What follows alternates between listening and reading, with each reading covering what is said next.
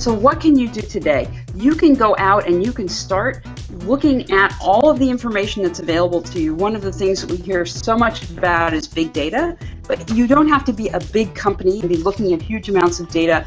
There is so much information out there today that you can either collect or that you can look at, you can have someone else can collect it on customers or prospects or the market. Start looking at that and start understanding where you can fit in and how you can really become kind of an object of interest. How do you do that? And how do you show up and how do you start to look at differentiating yourself? And the key thing to remember is it's not about being louder and louder and adding to the noise. If we think about the difference between noise and music, noise is just all this kind of cacophony of things sounds that come together that are disturbing.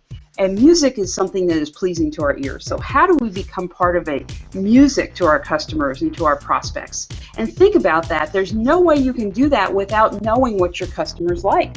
Because what you think is good music might be noise to someone else. But you need to look at your customers and you need to understand what it is they're doing, why they're doing it, and what they're looking for. And you need to meet them where they are as opposed to asking them to come to you.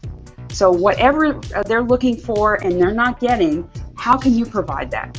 And that's a great place to start. The most important thing now is to show up and be prepared.